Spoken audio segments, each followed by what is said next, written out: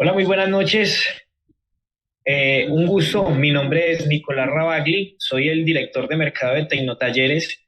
Me place saludarlos el día o esta noche tan especial que tenemos en esta charla tan interesante de los protocolos de comunicación y metodologías de diagnóstico en vehículos pesados y maquinaria. Quiero agradecerles a todos los que se conectan a este live para que puedan aprender un poco más y especializarse más y poder llevar su servicio a otro nivel. Pues de antemano, pues agradecido a los conferencistas que tenemos el día de hoy, son muy buenos, podemos aprender demasiadamente de ellos. Quiero antes de comenzar, robármeles un poco un espacio porque queremos mostrarles algo que tenemos para ustedes, para todos nuestros clientes de Tecnotalleres y para las personas que aún no se han decidido o quieren dar otro paso. Les vamos a dar la primicia de que somos los distribuidores oficiales de CarbonSap. Hemos dado algunos pinitos en las redes sociales sobre esto, pero pues ya tenemos ya consolidado toda la distribución de CarbonSap. Les queremos mostrar un pequeño fragmento de lo que se viene, de las cosas tan interesantes que pueden ustedes obtener y de todos los beneficios pues, del respaldo de Tecnotalleres. Claro está, 25 años que llevamos en trayectoria en el mercado nacional, llevando productos y pues llevándolos a ustedes al siguiente nivel. ¿Por qué no seguir avanzando y subir sus talleres a otro nivel? Con CarbonSap y Tecnotalleres lo pueden hacer. Entonces, les pido a los chicos de logística que me ayuden con el videito para pasarlo y volvemos en breve. Bueno, eso fue un poco de lo que podemos encontrar en nuestro nuevo portafolio de servicios, de productos, perdón, con CarbonSap. Entonces, atento a todas nuestras redes sociales, atento a nuestros canales digitales, con sus comerciales pueden estar preguntando y pueden llevar su taller a otro nivel, un nivel de servicio top. Entonces, con nosotros puedes encontrarlo, tiene la garantía, el soporte, eh, como les dije ahorita, 25 años que respaldan nuestra empresa, entonces con nosotros puedes encontrar total garantía. Entonces, sin más, quiero darle la bienvenida a Alejandro y a David, nuestros ingenieros especializados, que nos han acompañado durante mucho tiempo y han aportado muchas cosas muy importantes para todos ustedes. Entonces, no más que darles el agradecimiento a todos los muchachos de logística y darle pues, la bienvenida a David y a Alejandro. Espero que estén muy bien. ¿Me escuchan ahí? Un saludo muy especial, por favor. ¿Qué tal? Buenas tardes, ¿cómo vamos? Eh, vale, ¿Cómo vas, David? bien, ¿y tú? Excelente, hermano, con frío, pero bien. Un favor, que alguien nos confirme por el chat en Facebook si nos están escuchando bien, por favor. Buen volumen, buen timbre de voz. Ok, listo. Por si, donde estamos, ha habido un invierno hoy generalizado, ha habido vendavales, se han caído y se está desconectando el internet. Esperemos que ahorita en estas 2 horas muy fructíferas no nos vaya a pasar eso, pero es por si nos pasa, ¿listo? Ok. Bueno, muchachos, entonces el día de hoy, Tecnotalleres quiso juntar a Alejandro y a mi persona para tratar unos temas muy interesantes frente a todo lo que tenga que ver con el diagnóstico en pesados.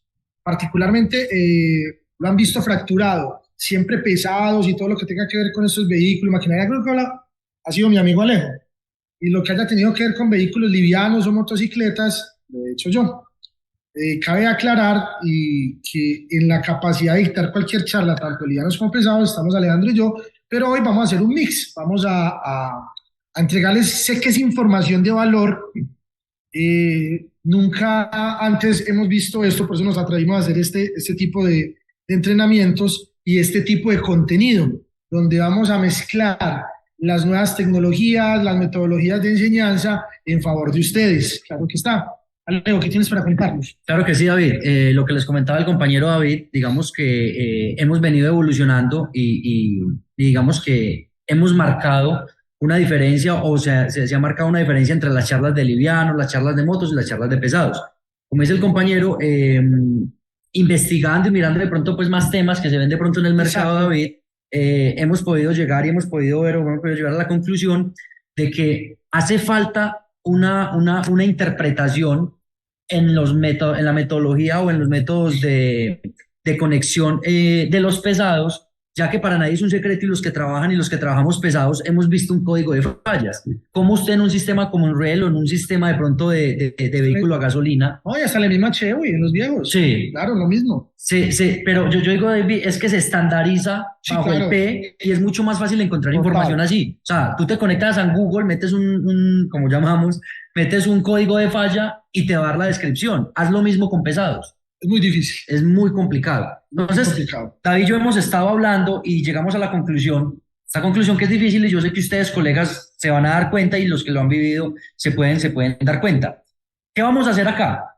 Hemos decidido combinar los conocimientos que tiene David y los conocimientos que puedo tener yo, cómo juntar esos dos conocimientos y hacerlo mucho más fácil o expresarlo a ustedes los clientes de una manera mucho más fácil que ustedes entiendan de pronto esos protocolos de comunicación que maneja pesados, compararlos con los de livianos y hacer una comparación y cómo ver desde la lógica del funcionamiento, que es lo que nos va a explicar David, que es importante ver cómo es la lógica de funcionamiento y un código de falla de livianos versus un código de pesados y cómo los podemos unir, David.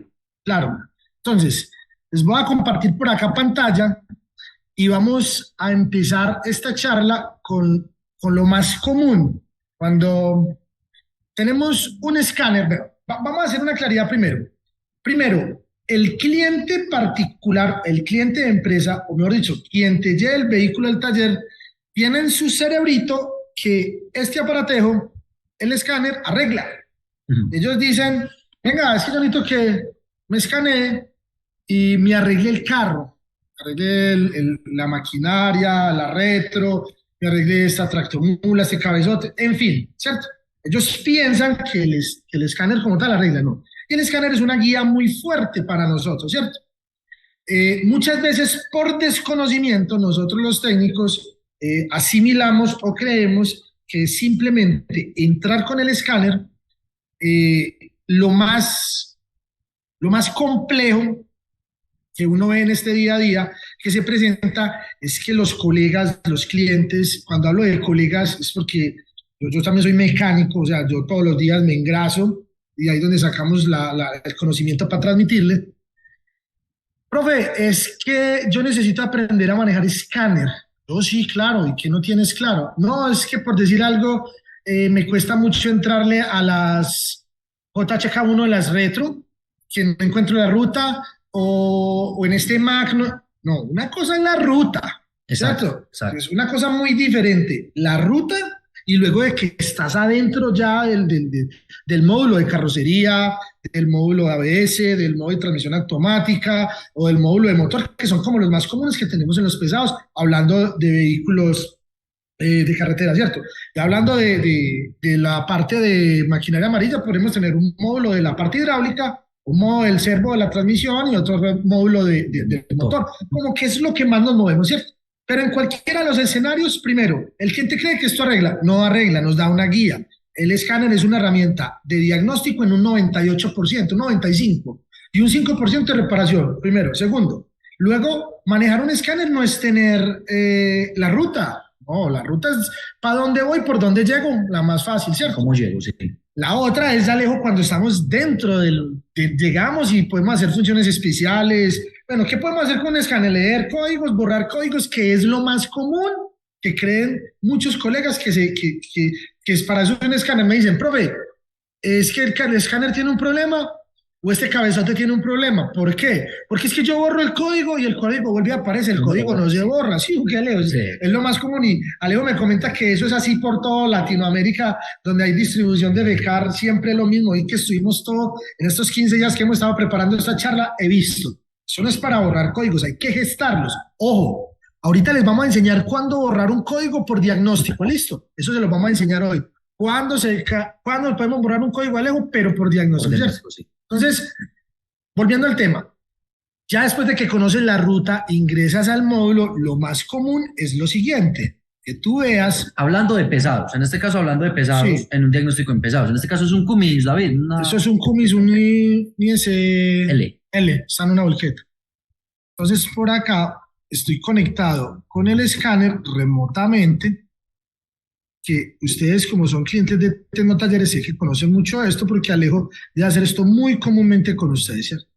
Y Entonces, el equipo de Tecnotalleres también, todo el equipo sí, técnico. Alejo, Julián, todos. Entonces, ¿qué tenemos acá? ¿Qué podemos ver en la pantalla?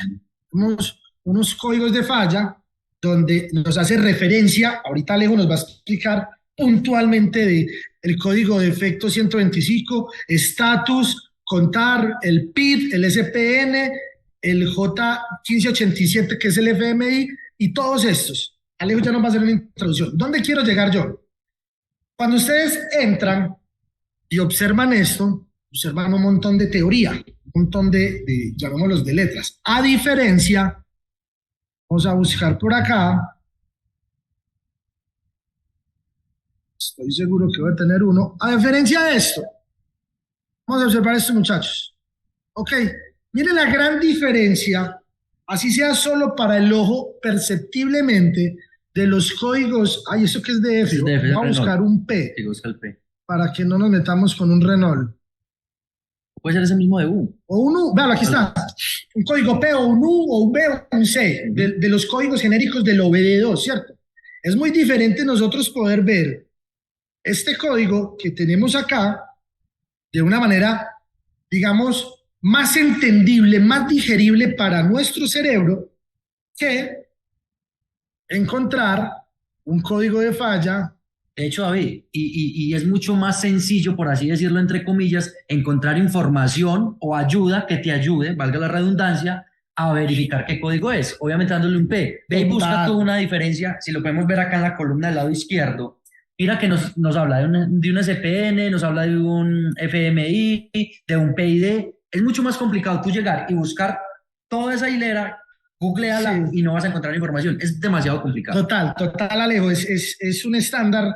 Te digo que hay algo frente a la tecnología de diagnóstico.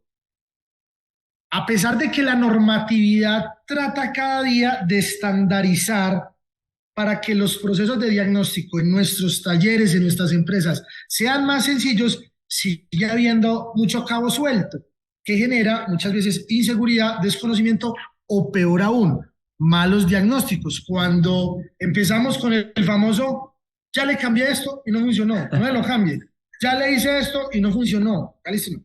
El objetivo de hoy realmente es llevar esto, que son los códigos específicos, porque los podemos llamar específicos de los diésel en la maquinaria pesada, llevarlo a un estándar, que son los códigos P. Como muchas veces, no me quiero imaginar, Alejo, si es difícil googlear un código de estos, la carta de diagnóstico de un código de estos. No, o sea, tenés que tener el manual y el plano eléctrico. Clave, le estás dando. Clave, tienes que trabajar con mucha información técnica del fabricante. Si no la tienes, te digo que vas a empezar algo que se llama, lo llamo yo, en la adivinología. Y hay ingenieros que se dedican a la adivinología, que son los que aquí te ponga y no me funcionó, y eso nos genera una mala fama en el mercado, ¿cierto? Entonces, después de hacer esta pequeña entrada, esta pequeña introducción, donde hacemos un comparativo de los códigos específicos para toda esta parte de pesados versus los códigos genéricos, que es un estándar, ojo, es un estándar a nivel mundial, en el OBD2, podríamos manejar esto de una mejor forma. ¿Listo? Entonces, ahorita vamos a mirar, voy a hacer una pequeña entrada desde el punto de la normativa, desde la lógica.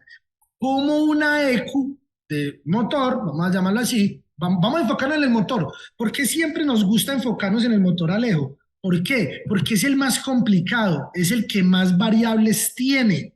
La EQ, el motor tiene procesos físicos, procesos térmicos, procesos químicos, procesos eléctricos, o sea, tiene de todo. Entonces, por eso nos gusta enfocarnos mucho por él. Entonces, por acá les voy a compartir pantalla y les voy a hacer una pequeña introducción frente al tema. Acá. Dame un segundo que soy lento. Y aparte el internet está un poco... Por acá.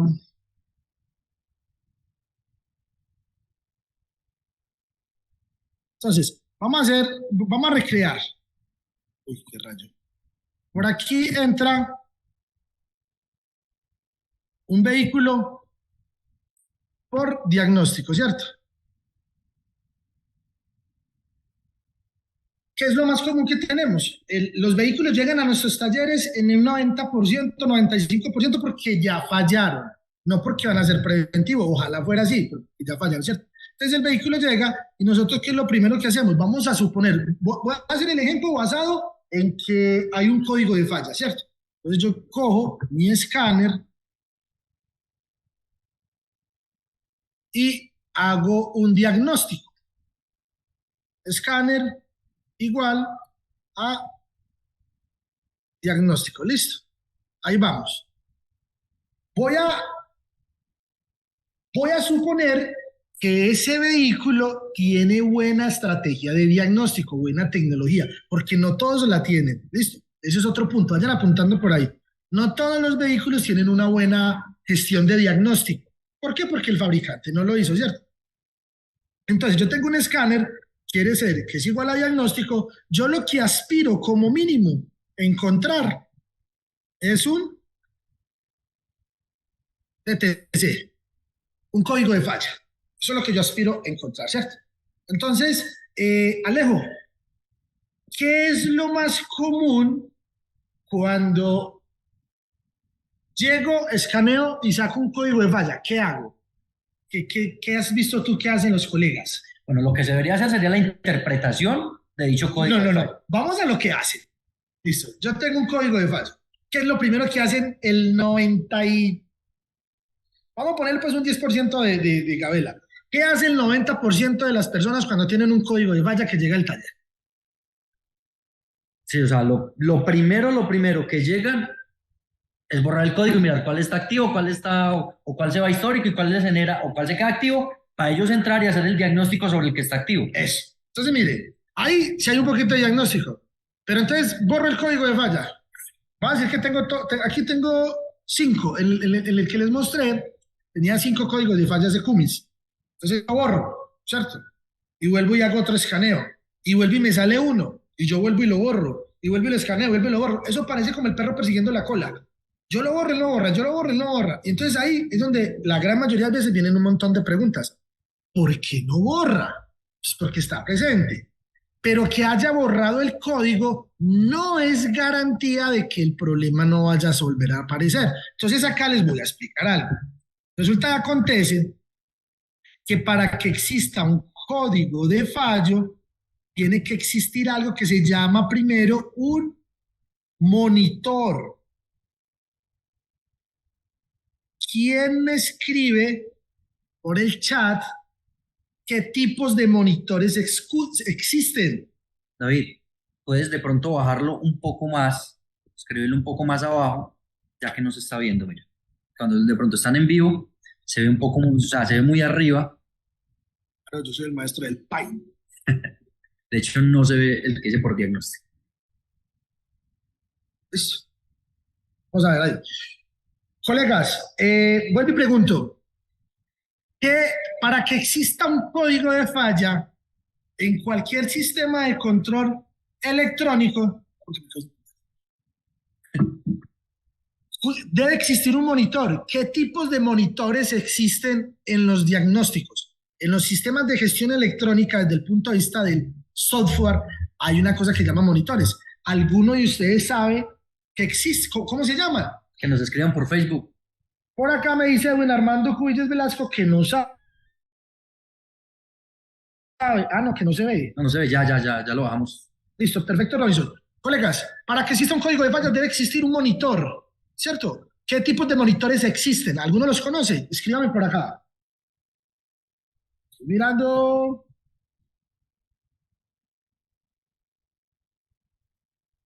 Depende del carro.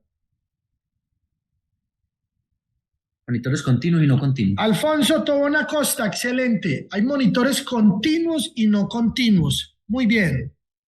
Esto no depende de qué vehículo sea. Esto es un estándar. Ojo, es un estándar. Ahorita para todo lo que tenga que ver con Euro 5 y Euro 6, porque ya los viejitos van a ir quedando muy atrás, y todo lo que venga con Common Rail, y imagínate el Toyota, los últimos, de seis pines, el inyector, Sí. es una cosa de locos. El GD, 1GD y 2GD. Entonces por acá tenemos monitores continuos y monitores no continuos. Listo. Esos son los dos tipos de monitores que existen en cualquier sistema de gestión electrónica. Listo. Ahora, los monitores continuos, algunos lo saben. Vamos a mirar cuántos son. Les doy una pista. Son 3 los monitores continuos. Vamos a mirar. Alfonso, que nos contestó ahorita, o algún otro que... Componentes compresivos, Mario. Ah, pero sí, ya sé quién me está contentando. Mario Benítez, ya sé quién es. Listo, uno es de componentes compresivos, es de Cali. Componentes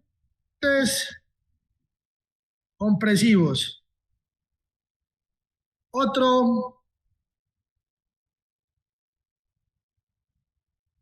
Faltan dos, ya me dijeron uno. Y es es uno de los más importantes. Ojo, quien entrega en mayor proporción códigos de falla es este. El de componentes compresivos es quien gesta la gran mayoría de códigos de falla en los sistemas de control electrónico. Todos los códigos de falla que tengan que ver con funcionamiento, rango de operación, si todos, entrada baja, entrada alta y señal intermitente son gestados por este monitor componentes compresivos. Por decir algo, el que les mostré ahorita en el Inter, que lo tengo aquí en el escáner, me dice, presión en el múltiple de admisión 1, datos válidos, pero abajo de la gama normal de operación, nivel moderadamente grave. Listo. Ese fallo que estoy hablando acá, es que es más, se los voy a mostrar por acá. Este código de falla de acá, descripción, presión en el múltiple de admisión 1, datos válidos, pero abajo de la gama normal de operación.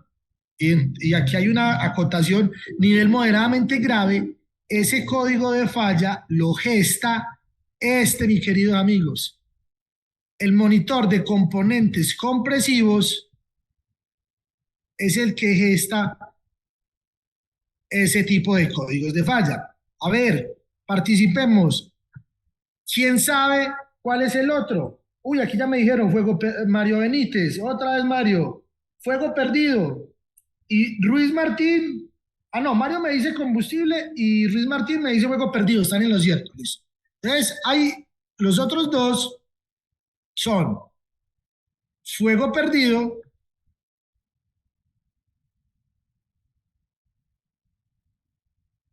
y el otro es combustible. Compensación, ajuste, como lo quieran llamar, pero el monitor de combustible. Y ojo, David, que es importante entender esta lógica, o entender el funcionamiento desde la lógica, para poder después, más adelante, comprender cómo es que nos los dan empezados, el SPN, el FMI. Entonces es importante ponerle atención a esto para poder entender, cuando les salga un código de pesados, cómo va a ser la lógica desde el diagnóstico.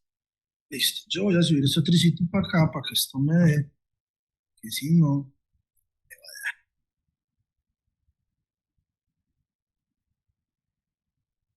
Listo, colegas. Entonces ahora, los monitores no continuos son todos aquellos que gestan todo el control de emisiones después de la combustión. EGR, la EVAP en los gasolina, el filtro de partículas, el catalizador, todo lo que tenga que ver después de la regeneración, todo lo que tenga que después ver que ya entró el aire, el combustible, hubo una oxidación, aportó trabajo, todos esos gases que van para afuera necesitan un tratamiento. Entonces hay una serie de sistemas, Alejo, EGR, O sea, todo lo que tiene que ver de la combustión hacia afuera. ¿Sí? Toda la Sería todo lo que es el sistema del post-tratamiento. Post-tratamiento, muy puntual en el diésel. Ahorita sí que vamos a tener trabajo con eso interesante. Todo lo que tenga que ver con post-tratamiento y EGR, todo eso tiene que ver con monitores no continuos. Entonces, vamos a poner aquí uno muy común. ¿A quién de ustedes no ha tenido un código de falla en un motor Isuzu con EGR y que ese código no lo borre nadie? Y yo ya le hice reparación eléctrica, mecánica, es más, ya la monté nueva y todavía sigue con el código de falla. Ahí es cuando llaman y que el escáner no lo borra o que el escáner no lo programa. Exacto. No, es que el escáner tiene un fallo porque no me deja borrar. Que no, ahí es que entender, ¿cierto? Pero resulta y acontece que aquí ya tenemos dos. Monitor continuo y no continuo, ¿cierto? Perdón. Los monitores, ahí les voy a tirar un dato. Los monitores no continuos, los que tengan que ver con post-tratamiento, no se deben de borrar. Se tiene que gestarlos, entender bien de qué proceso le está hablando. Luego de que usted entienda qué proceso está hablando, ustedes tienen que hacerse una autocuestión. Ustedes saben cuál es el funcionamiento, cuál es la finalidad, cuáles son las partes de las partes. Cuando ustedes tengan todo eso claro, ustedes dicen, listo, pues yo sé cómo funciona esto, yo lo voy a borrar y voy a hacer una prueba de ruta para hacer varios ciclos de conducción y quedar seguro de que él no se dañó. Perdón, que quedó arreglado. Listo. Entonces los monitores continuos, los que tengan que ver con componentes compresivos, fuego perdido y combustible, los puedes borrar, porque ellos inmediatamente van a llegar rápido, casi que al instante de encender el vehículo nuevamente, que era el que yo le decía, profe, es que no lo borra porque es un monitor continuo. Cuando son no continuos, ya van a ver, basado en esta estructura, qué se debe hacer. Entonces, ahora, tenemos un monitor, pero resulta que para que un monitor exista, tiene que haber algo que se llama un criterio de habilitación. Criterio habilitación. ¿Ok? Es decir, si la computadora va a gestar un código de falla de fuego perdido, o sea, si la computadora va a gestar un código de falla de fuego perdido, tiene que haber un criterio de habilitación, que el criterio de habilitación mínimo tiene que ser que el motor esté encendido. Entonces, motor encendido. La ECU, ¿cómo se da cuenta que el motor está encendido? Pues por el número de revoluciones, porque el MAF empieza, la presión de aceite se pierde, la carga del alternador sube, ¿cierto? Entonces, todo monitor necesita un criterio de habilitación. Por decir algo, el de combustible, ahí sí tiene que haber otras variables, que la temperatura del motor ya esté óptima, que lleve tanto tiempo trabajando y haciendo otras variables, ¿cierto? Pues tenemos código de falla, monitor, ok. Ahora bien, yo les corro esto un poquito para acá, que yo escribo muy grande. Ah, no, espérense, ya sé qué voy a hacer para no correr todo eso.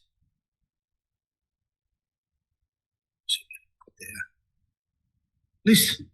El motor encendido. Ahora, viene algo extremadamente importante. A esto quiero que le ponga mucha atención, ¿cierto?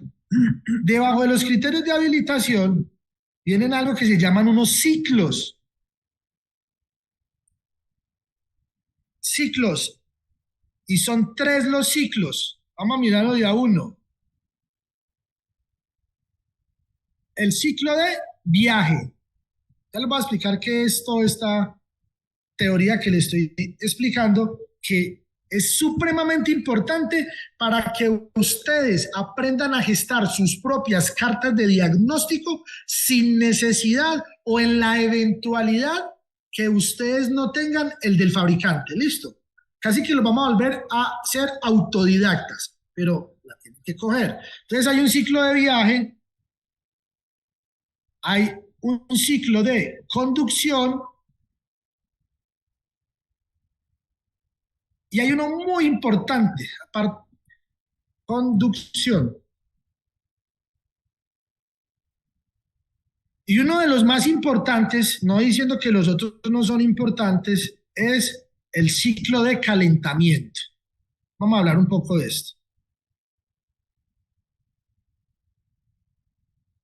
Calentamiento, listo ya. Ahora, ¿qué tenemos? Entonces vamos a hacer así como la carreterita. Vengo. Vamos a ponerlo de otro color para que lo entiendan. Vengo, escaneo, tengo un código de falla. Moment, please. No vaya a poner a borrar ni nada. Primero tiene que entender que para que haya un código de falla debe existir un monitor, pero puede haber uno continuo y uno no continuo. Si los monitores son continuos, papi, lo puede borrar. Borrarlo. Borrar. Pero ojo, usted lo va a borrar por diagnóstico. Porque si usted lo borra y el código de falla, mínimo en 2, 3, 4, 5 minutos o 1 kilómetro después, de usted haber borrado el código y haber operado el vehículo o la maquinaria, no le prende, cobre, eso quedó bueno. Alguien soltó algo, alguien hizo algo fuera de lo normal y por eso cargó el código. Listo. Eso los pueden borrar por diagnóstico. Pero si por el contrario, el código de falla fue generado por un monitor, voy a poner más grande, fue generado por un monitor no continuo, mucho cuidado con borrarlo, porque si lo borra, cambia la posibilidad que tenga enredos y usted crea que ya fue solucionado el problema, cobre y a los 8, 15 días regrese el vehículo. Acá hay que entender algo. Vamos a mirar. Entonces ya luego de que pasó esta prueba, venimos, hay un criterio de habilitación para el monitor, o sea que se cumplió, el motor está caliente, voy a revisar combustible, o quiero mirar un fuego perdido, pues entonces sino que el motor está encendido y miro si no hay petardeo. Todos conocemos el petardeo de un motor inestable, ¿cierto? Después vienen los ciclos, que son los que tenemos acá, y aquí hay algo muy interesante. Resulta que los ciclos de viaje generan los monitores continuos. O sea, en los ciclos de viaje, constantemente la computadora está revisando la EGR, el turbo de geometría variable, el inyector, la presión de aceite, la temperatura, todo. En todo momento la computadora está revisando. Eso se llaman ciclos de viaje. Entonces, cuando hay un problema, como a todas las revisando, tin, tin, tin, tin, tin, tin, tin, tin. Cuando hay un problema que hace la EQ, ¡pam!, te prende la luz 1000 o te aviso en el tablero que hay un fallo en el inyector tal. Bueno, como sea, como te entregue el código o como sea más fácil. Pero, en cambio, cuando los códigos de falla no son continuos, los genera un ciclo de conducción. ¿Qué quiere decir acá? Para que me entiendan. Yo les acabo de decir que los ciclos de viaje están en todo momento revisando. Pero resulta que los ciclos de conducción tienen que cumplirse un montón de ciclos de viaje y en los ciclos de conducción la computadora revisa solo una vez. Es decir, yo estoy en Antioquia, si aquí hay un camión, una mula que esté cargando allí en Papelsa y que vaya para Bogotá o que vaya para el puerto, que vaya para Buenaventura, prende la tractomula, arranca. En todo ese viaje de 8 o 10 horas a Bogotá son 450, a Buenaventura son como 600 y pico, solo va a ser un ciclo de conducción. Ojo, uno. Y para que haya un monitor no continuo, o sea, cuando se abre un código de EGR, de filtro de partículas y de los otros, necesita muchos ciclos de conducción. Es ahí donde se van a demorar mucho para aparecer los códigos de falla. Y uno cree que lo solucionó y no. Y por acá hay algo demasiado importante, Alejo. Te muestro. Y es esto, los ciclos de calentamiento. Cuando este aparatito se nos vuelve lento, El celular. Cuando el PC, el computador de la oficina se nos vuelve lento, o hasta muchas veces El mismo escáner. el mismo escáner se nos vuelve lento, quiere decir que el procesamiento que hay dentro de la ECU, o sea, del motor, o de la ECU de motor de la computadora, está sobresaturado por software, por una cantidad de información que en este momento no le sirve para nada, pero ocupa espacio. Entonces, con los ciclos de calentamiento se gestiona el reset de info, vamos a llamarlo basura, o sea, info que ya no se necesita, listo. El reset para la información que ya no necesita la ECU porque fue algo que pasó en un momento y ya no lo necesita, lo hace por los ciclos de calentamiento. Según los ciclos de calentamiento, listo, según los ciclos de calentamiento va a haber un borrado y una información. Quiere decir que si yo tengo un fan clutch directo, quiere decir que si yo tengo un motor sin termostato, quiere decir que si yo tengo un sensor ST o de temperatura refrigerante con un problema de masa, con un problema de alimentación, o que el sensor como tal ya está defectuoso física o eléctricamente, va a ser muy difícil que la computadora pueda gestar muy bien todo lo que tiene que ver con los ciclos de calentamiento. ¿Para qué? Para hacer el borrado de información basura. Por eso muchas veces, Alejo, las computadoras llegan al punto de colapso que hay que flashear. Sí. Porque usted le hace de todo y literal ya está casi que el motor nuevo, toda la instalación nueva, excepto la computadora, y esa vaina sigue funcionando mal. En ese momento a alguien se le ocurre, venga, flashemos, borran toda la información, la dejan virgen, la computadora empieza desde cero y se empieza bueno. Listo. Entonces, queridos colegas, si quiere, tómenle una fotico a eso ahí antes de quitárselo Un para screen, pantallazo. pantallazo, para darle paso a mi compañero Alejo para que les hable un poco acerca de los códigos de falla de pesados. Le va a hacer una introducción espectacular y al final les doy el estándar de, aparte de eso, cómo clasificar los códigos de falla de 6 formas. Usted se aprende esas 6 formas y se vuelve el máster del diagnóstico. Ojo, no solo en motor, en ABS, en transmisiones, en cabinas, en lo que quieran, porque la estructura de la lógica de diagnóstico es igual para todo. Repetimos, hablamos desde el punto de vista del motor porque es el más complejo. Les paso por acá y le doy cabida a mi compañera Leo, amigas que te ponga pues yo te digo. Listo, dale, dale.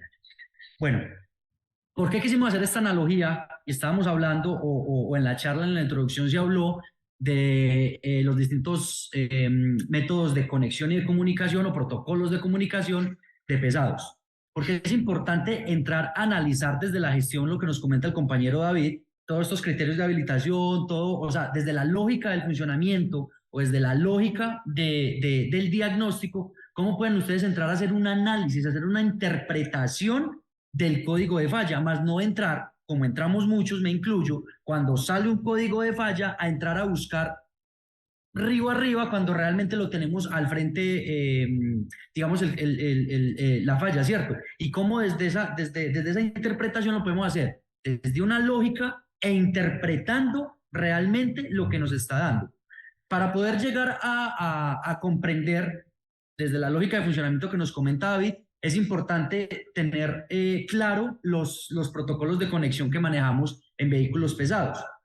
Vamos a empezar con lo que es el J1708, el J1939 o el 1587 y el 1587 que es la evolución. Yo trato, y como ustedes han visto, queremos tratar de darle como una evolución o tratar de darlo como de una manera más fácil, comparada desde la lógica de pesados, comparándola desde lo liviano, haciendo una analogía desde la parte vehicular, por así llamarla, ¿cierto? Entonces tenemos que en los protocolos de comunicación, David, por ejemplo, en la parte vehicular, teníamos lo que es el sistema OBD1, que se manejaba a través de un protocolo que era la línea K, la K-Line, fue evolucionando a la estandarización del SAE o a la estandarización del protocolo OBD2, ¿cierto? Después fuimos evolucionando lo que es la línea Cambus o lo que son bajo el mismo protocolo OBD2, pero ya con procesos de comunicación, como era, por ejemplo, la línea Cambus, la Cambus, el multiplexado, la línea Blu-ray de ahorita, ¿cierto? Entre otras. Entonces, es importante tener en cuenta estos protocolos de comunicación, ya que lo mismo sucede o sucedió con pesados.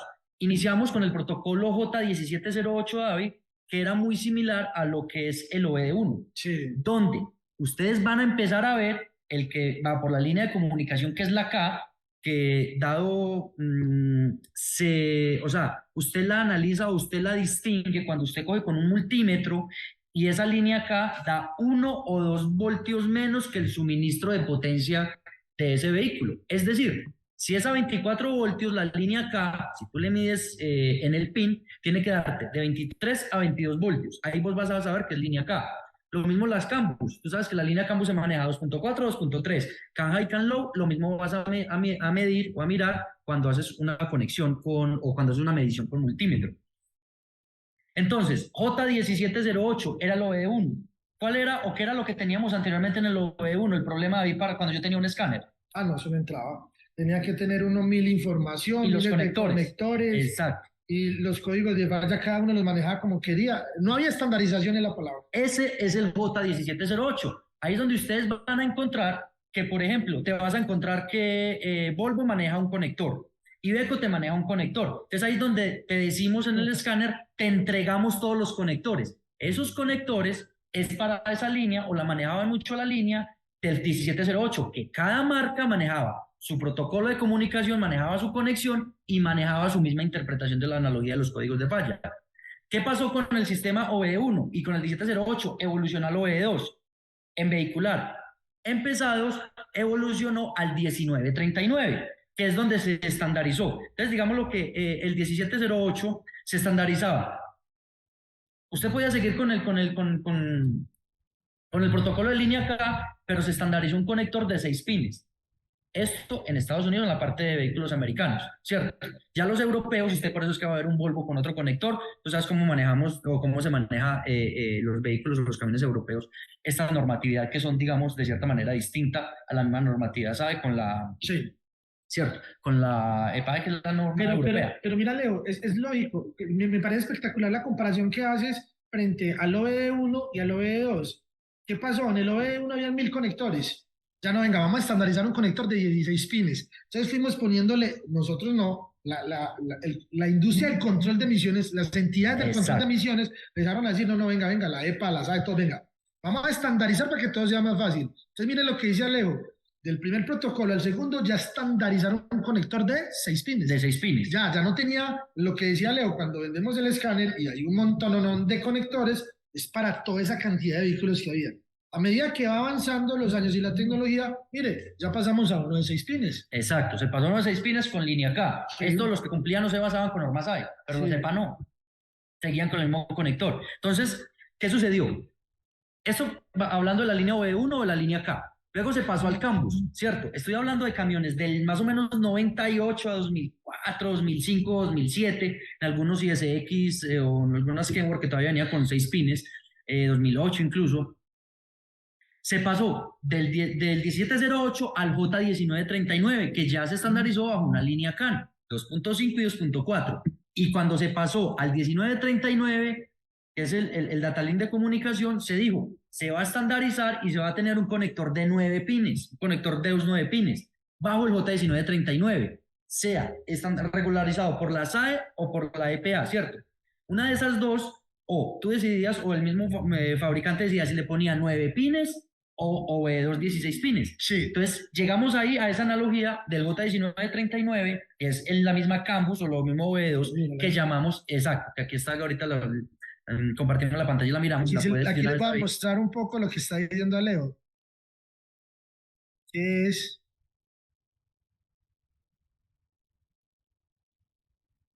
Muy claro, dice acá J1939. Exactamente, el protocolo bajo el que nos va a dar los códigos. Entonces, lo mismo el 1708. ¿Cuál fue la evolución del 1708, David? Como le decía ahorita, evolucionamos del Campus al multiplex.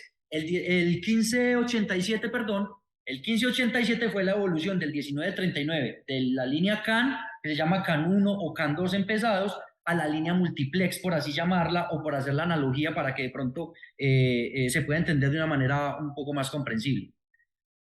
¿Qué pasa, por ejemplo, en pesados? Si me puedes compartir, David, por favor, Bueno, no, esperamos acá, un momentico ahí.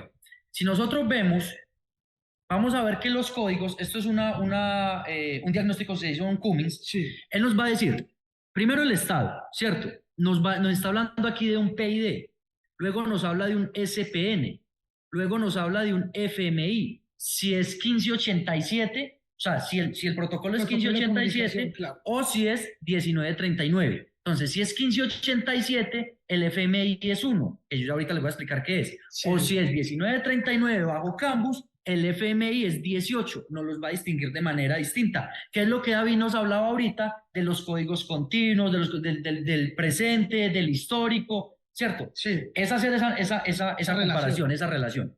¿Cómo la vamos a entender? David, por favor, si me puede compartir la... Esa. Sí, por favor. Y lo tenías en la... Esa es. No, esa es. Compartamos esa. La 5, en esa. Sí, en esa. Listo. ¿Ya se compartió esta? Sí. Ok, Sí, sí. sí, sí. Listo, no sé si se ve un poco... Se ve muy grande.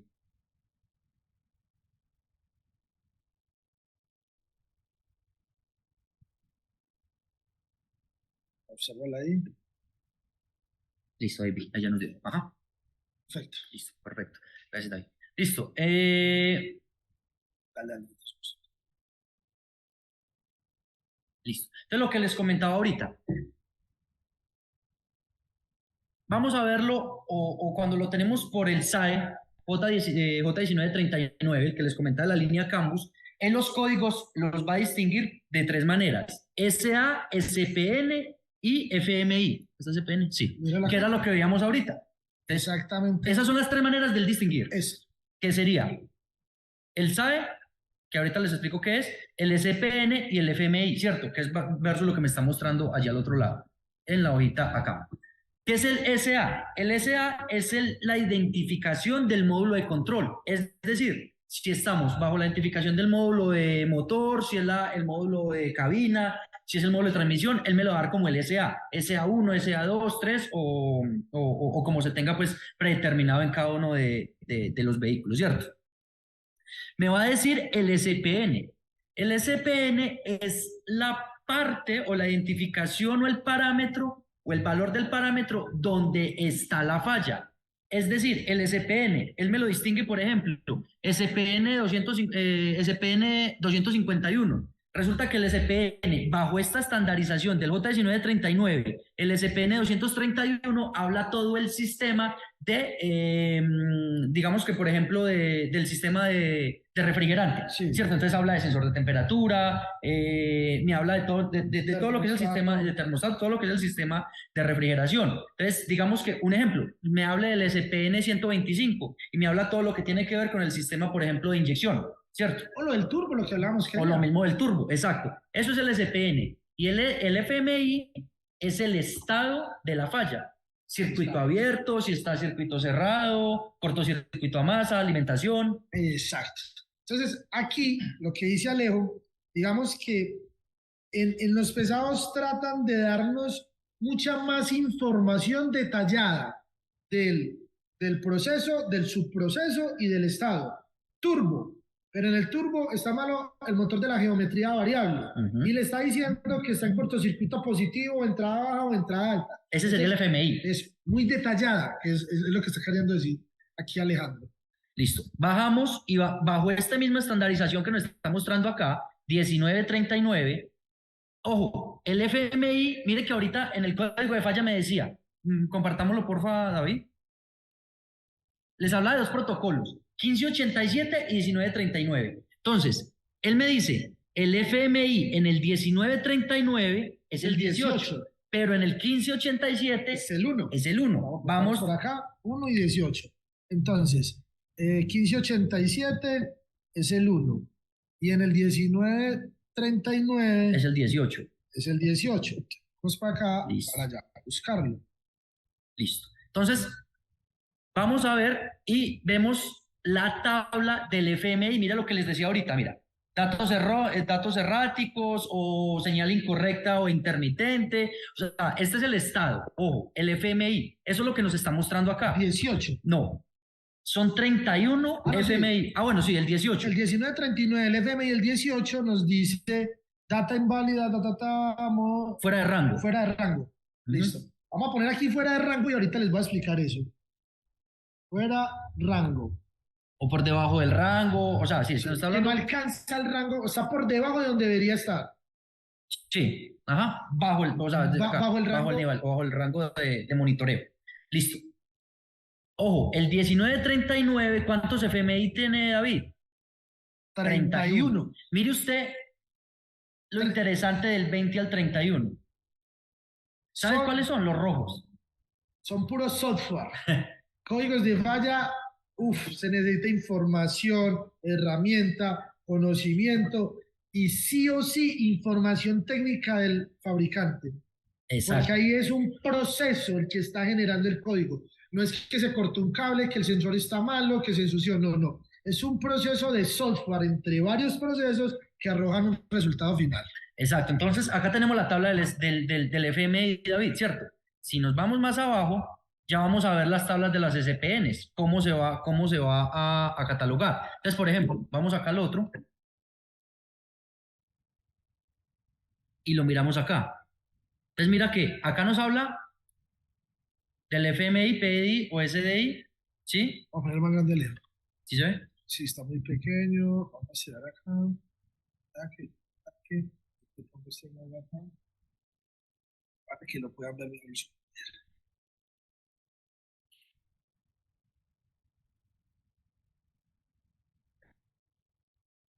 Listo. Entonces, esta sería, por ejemplo, una tabla. Bájale otro poquito, Leo, para que se pueda. Ahí. Ahí. Sí, ya. Esta sería, por ejemplo, una de las tablas que nosotros vamos a poder encontrar. Ojo, esto no se encuentra tan fácilmente en el Internet. Esta sería un más o menos de cuando uno busca o googlea P0170, ¿cierto? Que nos dice causa, efecto y una posible solución. Lo mismo va a pasar, o para eso está el SID, el MI, el FMI, pero ya, si ustedes tienen claro el rango de funcionamiento, o sea, a qué subsistema tiene el FMI, van a tener mucho más fácil un diagnóstico. Y ojo, lo que nos explicaba David, si lo pasamos a P y lo vemos desde una lógica de funcionamiento, estos códigos no nos van a ser duros para diagnosticar, porque es que recibo muchas llamadas. Venga, Alejandro, tengo este código, lo que pasa es que no encuentro información, ¿qué le puedo hacer a este vehículo? ¿Por dónde le puedo buscar? ¿Por qué? Porque empezamos y nunca vamos a tener una... Vamos a poner a cargar un poquito acá. Sí, se lo. Listo. Es que el computador está que se nos descarga. Bueno, entonces, acá en estas cosas, lo que les mencionaba, ya nos va a ser un poco más fácil entrar a analizar o entrar a diagnosticar o a interpretar un código de falla, que ya eso es lo que va a hacer mi compañero David. Pero o sea, es necesario que ustedes entiendan cómo es la nomenclatura y cómo se leen los códigos de falla, que en muchas ocasiones tenemos de pronto ese desconocimiento y nos causa de pronto dificultad para leerlo. David, ¿me lo puedes compartir al otro que? Al otro Excel. Al anterior, sí, por favor. Listo. Entonces acá estamos hablando del 1939, pero si nosotros nos vamos a la estandarización del 1587, que es el que yo les hablaba ahorita, miren que acá ya vamos a tener, mira, en el 1708 teníamos dos estándares, SA, SPN y FMI. Mira aquí ya la subdivisión que nos va a empezar a dar, o sea, nos los va a desglosar mucho más fácil. Muchísimo mejor. Exacto. De hecho, si lo miramos acá, vamos a compartir de nuevo la pantalla del... Si lo miramos, él nos dice, sabíamos que en el 1939 nos da SPN, J1939 que sería bajo el FMI, pero mire que acá nos habla de PID. El PID lo maneja el 1587. Entonces vos lo puedes dar diagnóstico de dos maneras. Desde una manera, o sea, cuando él te habla del 1587, te está hablando de un diagnóstico, o sea, él te lo trata de desglosar un poquito más. Es una misma falla con un diferente lenguaje. Con un diferente Te lenguaje. lo dicen en inglés o te lo dicen en español, pero al final es la misma falla. Es la misma, solo que una te está dando un poquitico más de información, o sea, te está dando paso a paso, ¿cierto? Cuando tiene la estandarización o cuando tiene la tecnología 1587, cuando tiene ese protocolo de comunicación. Entonces mira que él me habla SPN y me habla de PID. En ningún momento, pásamelo otra vez, David, allí porfa. Está más familiarizado, hermano, con... Listo. Mira que acá, en el 1939 nunca me habla de PID, me habla de CPN y FMI. Pero cuando yo llego al protocolo 1587 o bajo la estandarización del 1587, yo ya voy a empezar a ver un MID, un PID, un PPID, SID, PSID y el FMI. Tenemos el MID, es la descripción del módulo, es decir, lo que yo les decía ahorita. Acá el SA, si Sí. estamos hablando de módulo de motor, si estamos hablando... Comparativo, muy bien. Exacto. Entonces, el PID es el parámetro o la identificación, lo que yo les decía acá, o sea, el componente, el SPN. Si estamos bajo la identificación o bajo el sistema, por ejemplo, del turbo, bajo el sistema de refrigeración o bajo el sistema de inyección. En fin, Control de ese es el emisiones, PID. todo. Pero mira acá, David, acá entra algo que se llama el PPID. Esos son exclusivos para los de la marca cuando hacen nuevas tecnologías. Eso es traducido a lo que llamamos en los códigos Los P, específicos de marca. los específicos de marca. Entonces estamos hablando que este es el genérico, el PID es el genérico, pero cuando me habla de PPID ya no es genérico, ya me está hablando de específico de marca. Es lo que dice Alejo, para hacer como una pequeña ahí aclaración. Usted tiene un estándar, un motor tiene pistones, bielas, turbo, refrigeración, el sistema eléctrico, entre otros, ¿cierto? Pero llega, en este caso Mac, creo que es Si este es Mac, Mac, Mac y Volvo, motor Volvo. llega Mac y dice, lo que pasa es que yo en el sistema de refrigeración me ingenié un desarrollo en la bomba de agua de refrigerante para cuando el motor no necesite recirculación y necesite calentarse rápido, entonces yo voy a dejar el agua dentro del motor, no la va a recircular y yo tengo la forma de hacer la bomba de agua en off, o sea que sería una bomba eléctrica. Ese desarrollo es solo de Mac.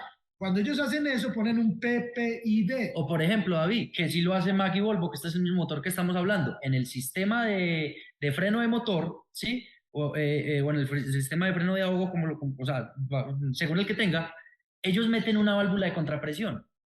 Y solamente esa válvula de contrapresión la tiene Volvo. Esa válvula de contrapresión, cuando fallaría, vamos, al sistema de freno de motor, se iría bajo un PID. Entonces, digamos, PID 250, un ejemplo. PID 250. Está hablando de sistema de freno de motor. Sí. Pero me dice, entonces PID 250, PPID 25. Quiere decir que es la válvula de contrapresión, que sería en la lógica del funcionamiento un P1, ya no sería el P0. Exacto. Que el P0 es el genérico, el un específico.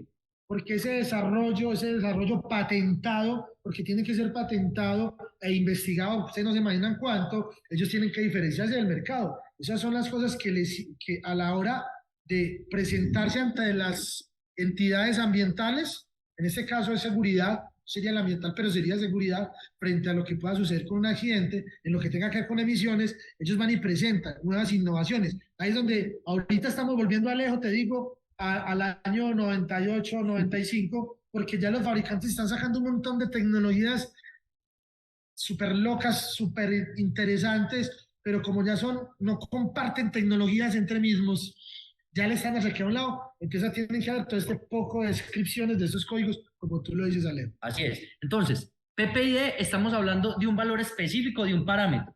¿Es así? O sea, de otro subsistema de ellos. Es lo que les decía, válvula de contrapresión. Ya, ahí está. Pero o sea, me está diciendo, por ejemplo, fuera de rango o bueno, en fin. Eso ya lo vas a fijar. Exacto, ya es tema. Vamos al SID. Es la identificación de un subsistema. Es decir, turbogeometría variable. O es el turbo, ¿cierto? Sí. Vamos a ponerle que es el turbogeometría variable. Eso sería, o que tengan, por ejemplo, el que viene con dos activadores, que son las dos chapolitas encima, que viene con dos activadores Sí, para turbo de biturbo. Exacto, que sería el biturbo, por así decirlo, ¿cierto? Sí. Ese sería un SID, porque es algo que se le implementó a un sistema, es el subsistema. Lo que les hablaba, por ejemplo, acá de la válvula de contrapresión. Es el sistema de freno de motor, pero se le metió un subsistema para controlar las contrapresiones, ¿cierto? Sí. Provenientes del sistema de freno de motor. Entonces, ese SID es el subsistema. El sistema va por el PID, el PPID es el sistema que maneja cada marca, y lo mismo pasa acá, PSID. El PSID, David, es el mismo subsistema, pero de cada marca. Sí. ¿Entiende? SID, subsistema general. Turbogeometría variable, es el general. PSID es si le quiso meter otro, digamos que dentro de la estrategia de diagnóstico del módulo, le quiso meter otro parámetro o mirar otro parámetro de temperatura para diagnosticarla. Para poder interpretar mejor el fallo. Exactamente, para poder interpretar mejor el fallo o controlar directamente ese subsistema que estamos hablando. Ese sería PSID. Y el FMI es el mismo que les decía ahorita, cortocircuito, circuito abierto, circuito cerrado. Detalle. El detalle, pero si miramos ya queda en 15. Ya no tiene 30 y pico ahorita, sino que ya lo tiene 15. Ya tiene 15. Entonces, ahora cuando nos da un código allí, por ejemplo, David, volvemos a compartir, ven que ya es mucho más fácil entrar y analizar todos estos subsistemas que nos están dando acá. Sí. Entonces, si yo entro y yo lo quiero diagnosticar por el 1587, yo lo que hago es FMI1 con el SPN. Es el Cummins, SPN 102 FMI1. Así lo puede encontrar más fácil, David. Sí, a la hora de buscar, a la hora de googlear. A la hora de googlear. Y lo mismo también en un manual. Sí. Lo va a encontrar mucho más fácil, que es un manual que es el que le estamos compartiendo. Vamos a ver si de pronto finalizando, a través de Tecnotaller les podemos compartir ese manualcito. Listo. Así van a poder ustedes entrar a analizar de una manera mucho más fácil estos códigos de falla. Ahora, viene una mejor noticia, que aquí el compañero David, una vez que estamos dialogando en esos temas de compartir acá, dialogando una vez en esos temas de mecánica y conocimiento y compartiendo conocimiento y compartiendo experiencias, me preguntaba que cómo era la lógica de funcionamiento en los sistemas de pesados. ¿Así es, David? Sí.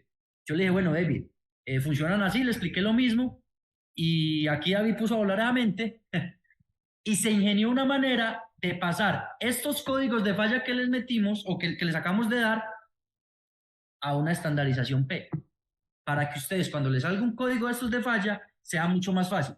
Entonces, este tipo de comunicaciones o este tipo o esta manera de leer los códigos en pesados, espero que de pronto con esto ya les haya quedado de pronto un poco más claro.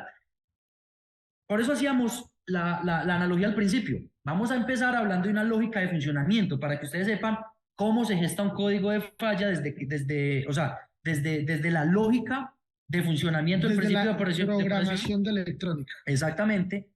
A una parte más avanzada para que cuando entráramos a ver estos códigos, ustedes puedan entender de manera o de una mejor manera lo que ya va a continuar hablando. Eso, colegas, escríbanme por ahí si les está pareciendo chévere el tema o no. Por ahí veo que sigue la gente conectada. Si tienen alguna preguntita por ahí la pueden ir haciendo para ahorita irlas despejando. Entonces, vamos por acá y quiero ir primero acá. Entonces, hicimos lo siguiente. Hicimos un análisis desde que tratamos de hacer un análisis puntual desde el momento que el vehículo entra, ¿cierto? Sacamos el escáner por el protocolo que sea, con el conector que sea, como lo acaba de explicar Alejo, hay una ruta predestinada, hizo todo el proceso y usted llegó e encontró un código de falla, que fueron específicamente, voy a hacer la comparación con este. Entonces acá encontramos 5 códigos, 7 códigos de falla, ¿cierto? Entonces, lo primero fue entender de dónde viene eso, Mario, de dónde viene de dónde viene el estándar, de dónde viene la lógica, ¿cierto? Porque es que eso es lo que tenemos que tener claro ya. No es un motor que le pusieron un montón de control electrónico a hacer, no. Hay que entender en un orden lógico, desde el principio y hasta el final, ¿cierto? Entonces, primero, el escáner es una herramienta de diagnóstico, no de reparación, solo de reparación, por ahí un 5-10% cuando haces programaciones de inyectores, de turbos, de cualquier reinicializaciones, cualquier otra cosa, ¿cierto?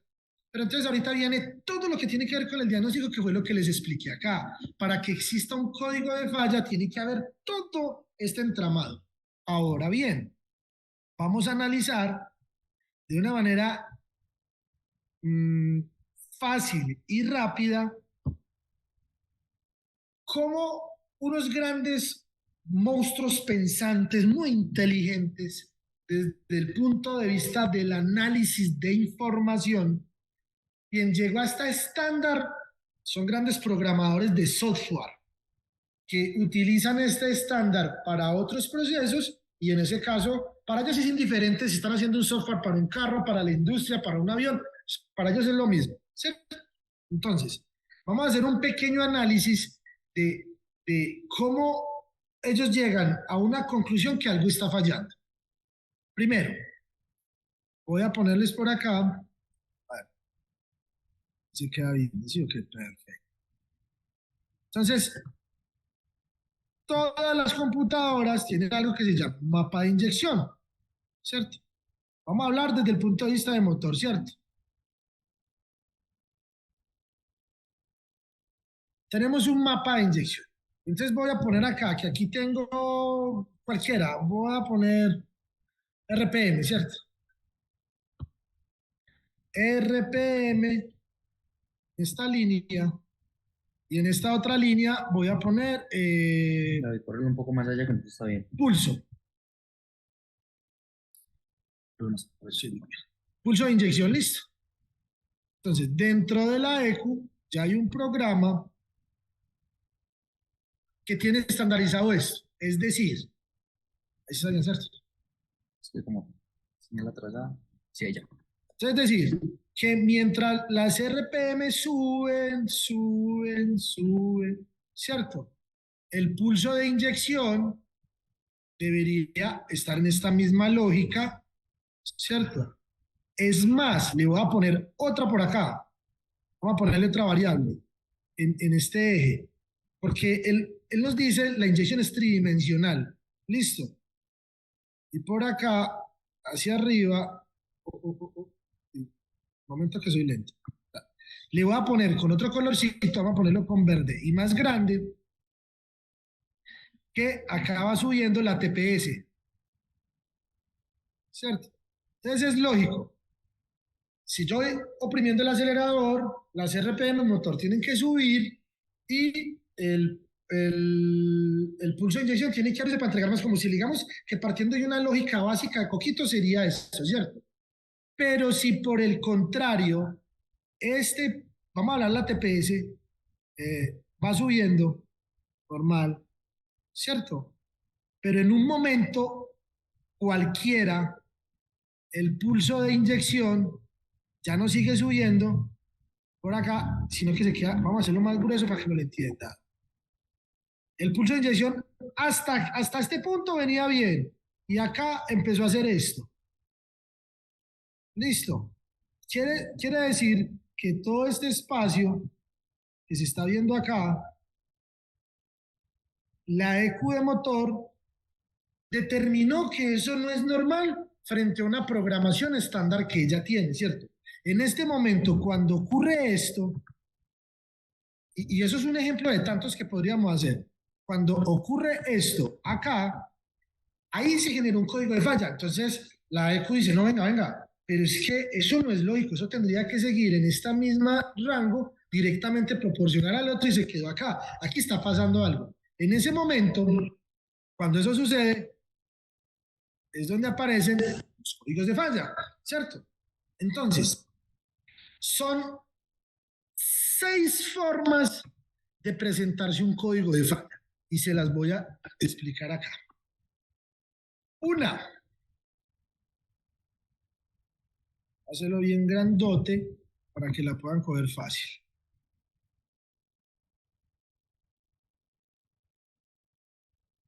Una va a ser funcionamiento.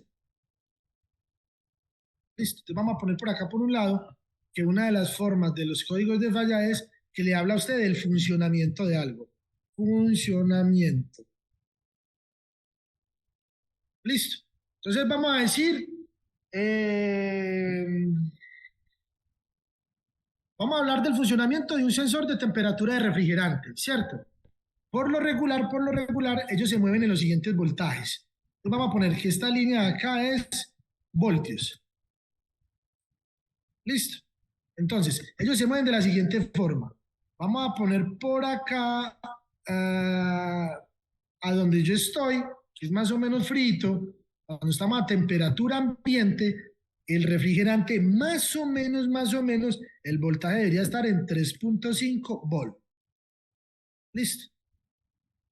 A medida de que el refrigerante va aumentando la temperatura, va disminuyendo y dependiendo la marca, no todas son iguales.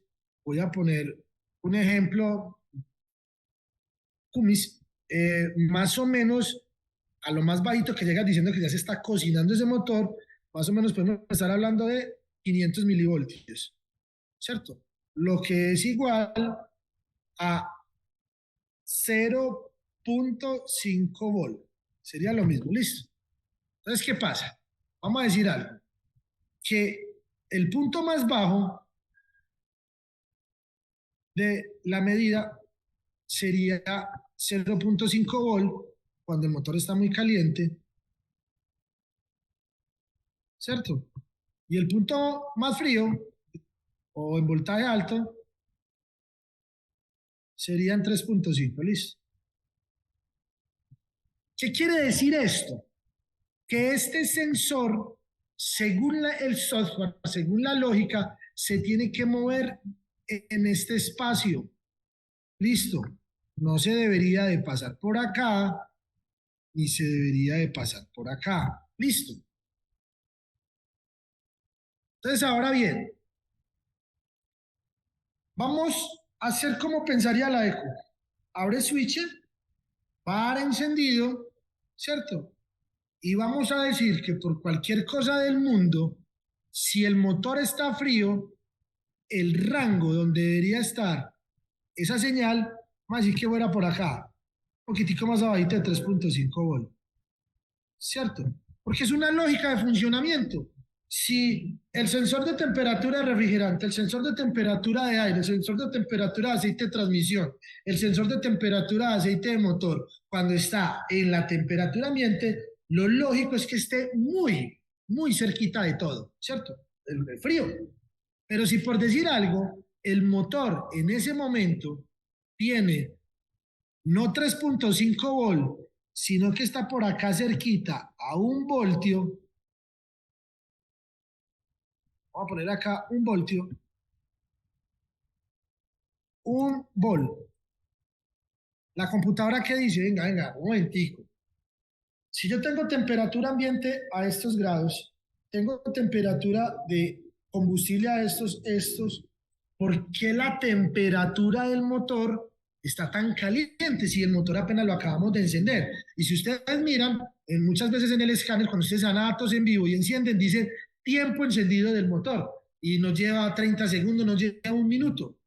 Para la EQ, eso no es normal. Y ella dice, venga, venga, el funcionamiento de este sensor no es lógico.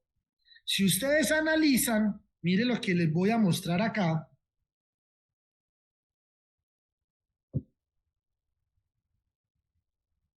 Miren el código de falla. Oh, pues, presión en el múltiple de admisión, datos no válidos, pero abajo de la gama normal de operación. Listo, véalo acá. Entonces, vamos a trasladar ese código de falla acá. Control Z, Control Z, Control Z. Esto es un sensor de presión de turbo, un sensor BOS. Ese sensor BOS, a medida que tú aceleras, aumenta la presión y aumenta el voltaje. Listo, si este funciona al revés. Entonces, quiere decir que cuando el motor está apagado, podría estar en 3,5 voltios porque está a presión atmosférica el múltiple de admisión. Listo. Múltiple de admisión a presión atmosférica, ¿cierto? Cuando tú enciendes el vehículo, la presión debería de cambiar. ¿Qué le está diciendo palabras más, palabras menos acá? Según las RPM de motor, según la posición de acelerador en muchos rangos de operación, la señal del sensor MAP o el sensor Bosch, el Bosch Pressure, de cuánta presión hay en el turbo, debería estar, decir algo, en 3 voltios, ¿cierto? Pero resulta que la ECU está observando en la señal de entrada al motor, a la ECU, perdón, está mostrando que esta señal está en 1,8 voltios. Listo. 1.8 voltios. Listo. Debería estar en 3 voltios, pero está en 1.8 voltios. Volvámonos acá. Mire lo que dice. Presión del múltiple de admisión 1, datos válidos. ¿Por qué es válido? Porque está dentro del rango. Vea, datos válidos. ¿Por qué es válidos, compañeros? Porque están dentro del rango. Está entre 3.5 voltios y 0.5 voltios, 500 milivoltios. O sea, los datos son válidos para la ECU. ¿Por qué? Porque están dentro del rango, no se han salido del rango. Pero luego le dice, venga, si son válidos, pero están bajo la gama normal de operación. Quiere decir que la gama normal de operación serían 3 voltios. La computadora no entiende y no voltajes, ya no entiende más. Y está en 1.8. Mire ese código de falla de todo lo que yo les acabé de decir acá. Ustedes lo pueden tomar como funcionamiento. Listo. Que está dentro del rango de trabajo, pero está funcionando mal. ¿Por qué? Porque está donde no debería estar. En este caso, ese vehículo tenía 2 problemas. Uno, tenía el múltiple de escape. Yo tengo hasta por ahí la foto. Tenía el múltiple de escape en los cilindros 1, 2 y 3, en la arañita, fisurado. Eso estaba y escapando todos los gases de escape por ahí. Entonces, claro, obvio, el turbo no se iba a mover lo suficiente para empujar lo que necesitaba. Y aparte de eso, el filtro de aire, si no tenía 20 kilos de tierra vaina, no tenía nada. O sea, estaba súper obstruido la entrada y quien hacía mover estaba perdiendo la presión. Por eso es que mostraba este código de falla. Entonces lo podría a uno confundir. Casi que uno decir que era el problema el turbo o que el sensor de presión no. Si usted llega a la lógica, usted va a entender que el problema es de funcionamiento. Está dentro del rango, pero fuera del funcionamiento. Y mira lo que te mencionaba yo ahorita. Acá él te lo lleva a hacer una interpretación porque mira que te está diciendo nivel moderadamente grave. Exacto, miren aquí lo que dice Alejo. Todo esto gracias a quién? A estos análisis y a todos estos sistemas y subsistemas que decíamos ahorita, que lleva un código de falla a hacerlo un poco más entendible, más legible. Mira que acá mismo nos lo está dando la descripción. Cuando no tuviera la descripción y yo puedo entender esto, puedo entrar a darle desde una lógica de funcionamiento ese código de falla. Lo que dice Alejo, en este lado, en el izquierdo, nos están dando mucha información de dónde viene, por qué se da, según el protocolo, cómo se come, de dónde salió. Al lado derecho ya nos están dando una especificación genérica, global, o sea, un estándar frente a todos estos procesos que tenemos a este lado, ¿cierto? Y yo los estoy llevando a un estándar de 6. Ahorita Leo nos habló de 31 formas. En el otro vimos 15, 17, 18 formas. Yo los voy a llevar, o nosotros los vamos a llevar a 5, 6 formas de analizar un código de falla. Entonces, bueno, ya en este momento acabamos de evacuar lo que llama el funcionamiento. Sí, hay falla. Lo otro, ahorita vamos a analizar uno que se llama rango. Rango de operación. Entonces, es la misma historia, solo que voy a decir, esta señal tendría que venir acá, esta señal tendría que moverse por acá, pero cualquier momento, por cualquier, vamos a hablar del turbo, en cualquier momento, por cualquier situación, llegó, se salió del rango de operación, pero inmediatamente regresó. Es un rango de operación fuera de lo normal, por encima, pero él puede seguir por acá y luego te puede venir por acá y se estuvo cierto tiempo por acá y regresó, ¿cierto? Ahí lo que le está diciendo es que en estos puntos de acá se salió del rango de operación. Ojo, acá el rango de operación sería de acá hasta acá, en este punto. Pero en este momento cruzó la línea superior o la línea inferior. En ese momento te diría rango, y si yo no me equivoco, no, aquí no tengo ninguno. Bueno, como yo me imagino que usted está... Acá está, FMI, FMI 3. FMI 3, yo lo busco acá para mostrárselo. Ahí FMI está, FMI 3, míralo, ahí está. Véalo. No.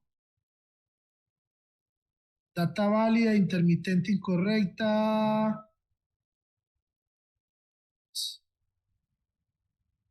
rango de operación. Claro, aquí está. 17-18. El 0 y el 1. Este es 15-85. Dice, en el 1587, mire lo que me dice, vea, rango. Entonces, cuando ustedes le hablen de rango, cuando algún código de falla por algún lado le diga rango, ustedes se le van a ir en su cerebrito a lo que explicó ese man ese día, que era que donde él debería estar trabajando se salió. Entonces ahí tenemos la segunda forma, rango de operación. Yo les puedo decir algo. Estos dos que les estoy hablando acá los voy a subrayar en naranjadito porque son códigos de falla un tricito complejos, un tricito. ¿Por qué? Porque usted necesita saber información técnica del vehículo o del código de falla, todo lo que estamos hablando ahí. Necesita conocer de cómo funcionan los sensores, necesitan conocer de cuáles son los tipos de alimentación de los sensores. O sea, ahí necesita información, no va a ser tan fácil, ¿cierto? Pero yo ahorita le voy a hablar de unos re fáciles, que serían estos tres. Va a decir, entrada baja, entrada alta y señal intermitente. Si de pronto me equivoco hay veces porque ya hasta ahora uno está un poquito cansado y escribe mal. Entonces, intermitente. Ahora, cuando los códigos de falla te hablan de baja, alta o intermitente, totalmente seguro, muchachos, que les está hablando de parte eléctrica. O sea, hay un cable interrumpido, puede ser el sensor malo, puede ser el conector o la pacha de la computadora. Bueno, en fin, ¿por qué? Les voy a explicar. Cuando la señal no tiene referencia a 5 voltios, se llama pull-off, quiere decir que cuando hay una desconexión brusca del sensor, esta que es la señal que vemos acá, tiende a bajarse casi que a 0 voltios. O sea que esta señal que nosotros estamos viendo acá haría lo siguiente. Ya no estaría en 3.5 voltios, sino que esta señal se vendría por acá casi que a 0. Entonces la computadora dice, pero qué charro, yo debería estar acá en 3.5 cuando abro el switch y hago el monitor con el criterio de habilitación, pero resulta que yo la estoy viendo acá. ¿Sabe que eso es un problema eléctrico? Porque ella desarrolló esa estrategia de diagnóstico. Cuando la entrada dice entrada baja o señal baja, que está por acá, vamos a mirarla. No, aquí les voy a mostrar otro. Entonces esa sería baja. Problema eléctrico, porque la señal se va casi que a 0. Pero cuando la señal ya no se va casi que a 0, sino que debería estar en 3.5 y la señal se va casi que a 5 voltios, es otra estrategia de diagnóstico donde la ECU dentro de la computadora hace un puente con la alimentación, una resistencia a la señal para cuando se desconecte la señal, ella trate de subirse casi que a 5 voltios. En ese caso, mire el código de falla que nos daría. Véalo, acá está. Circuito del sensor indicador de agua en el combustible, voltaje arriba de lo normal o en corto con fuente alta. Toda esta teoría que le está diciendo ahí, la repito, circuito del sensor indicador de agua en el combustible, voltaje arriba de lo normal o en corto con fuente alta, lo único que le está diciendo es que es una estrategia de diagnóstico que utiliza el fabricante para cuando el circuito se abre, se corta por una señal, una masa, lo que sea, la señal tiende a subir. Entonces ahí usted ya tiene otro estándar, mire, ya tienen 5, funcionamiento, rango, baja, alta e intermitente. ¿Listo? Claros. Y la última forma de darse los códigos de falla son por software. Vamos a ver si aquí tengo uno de software. Vale, aquí está. Entonces acá, cuando a usted el código de falla no le hable ni de un sensor, ni de un actuador, o sea, no le hable del AGR, del inyector, del turbo, del sensor NOC, del sensor de presión de múltiple, del sensor MAP, del de temperatura, del pirómetro, de cualquiera, sino que le vaya a decir más o menos algo como esto. Reloj del tiempo real, datos erráticos, intermitentes o incorrectos. Hágame el favor. Listo. Ahí no le está hablando de ningún sensor. Ahí le está hablando de un proceso de software. Repito, reloj de tiempo real, datos erráticos, intermitentes o incorrectos. Pero no es el reloj del pasacitas del radio ni el que usted tiene allá. No. Es un contador interno que tiene la ECU. Listo. Entonces, queridos colegas, por acá les hago el pequeño resumen de 6 formas de las cuales ustedes podrían tener un código de falla. De una manera, si ustedes aprenden a analizar estas 6 formas, ustedes la pueden traducir a cualquier sistema de control electrónico, en diésel, en gasolina, en maquinaria amarilla, maquinaria pesada, náutica, motocicletas, en lo que sea, les va a funcionar igualitico.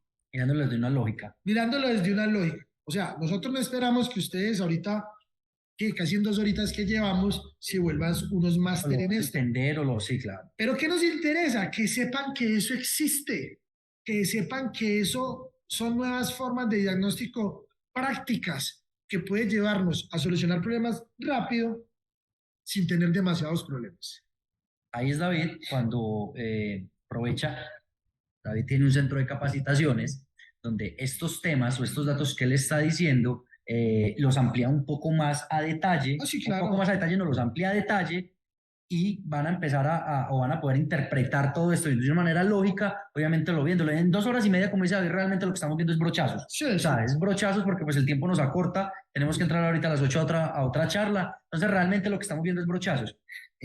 Como les comentaba, el ingeniero David pues tiene un centro especializado de capacitaciones y entrenamientos en alianza con Tecnotalleres. Sé que manejan ustedes unos precios por ser clientes de Tecnotalleres pues para dar unas capacitaciones. Ya todo este tema lo manejan directamente con Tecnotalleres. Le escriben que están interesados de pronto en los cursos del ingeniero y ya ustedes pueden hacer esa práctica. La idea de este conversatorio era esta, o sea, que entendieran ustedes desde una parte lógica de funcionamiento. Por eso fue que nos unimos con David desde FECAR Latinoamérica y desde Tecnotalleres con Cartesting, Tuning Machine, una empresa que lleva ¿cuánto en el mercado, David? 25 añitos. Son 25 años de experiencia que lleva el hombre, digamos, en este sector. Entonces quisimos fue transmitirle eso, ya que es algo que nos lo piden muy comúnmente, David. Sí. Es algo que piden mucho los clientes y los usuarios, ustedes de FECAR, que manejan pesado, y no solo de FECAR, de cualquier tipo de sistema, de cualquier tipo de escáner que manejen pesados. O sea, si ustedes logran tener o interpretar o analizar estos códigos desde esa lógica que nos acaba de mencionar David,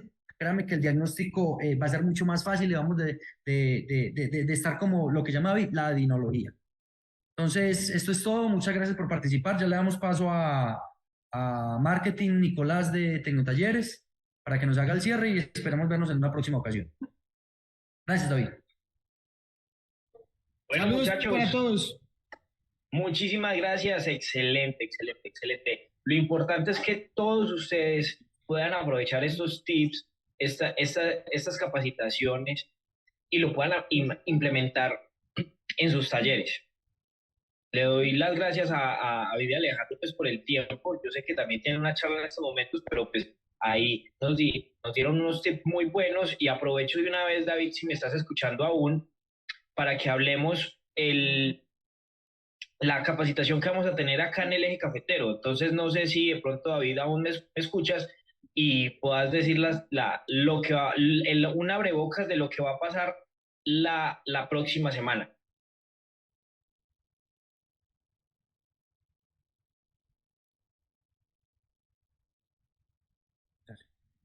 La próxima semana, lunes, martes y miércoles, estaremos en Pereira dictando un curso directamente puntual frente al escáner.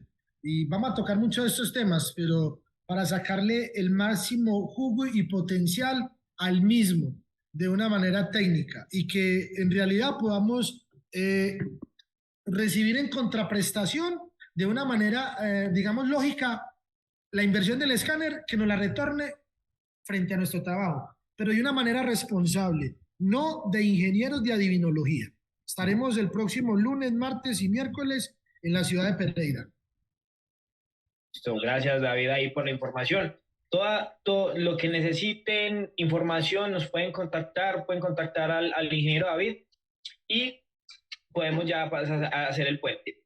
También aprovecho también para que estén pendientes porque vamos a seguir lanzando el Hablemos con EFECAR, con Alejandro, con Alejo que siempre nos acompaña, siempre es nuestro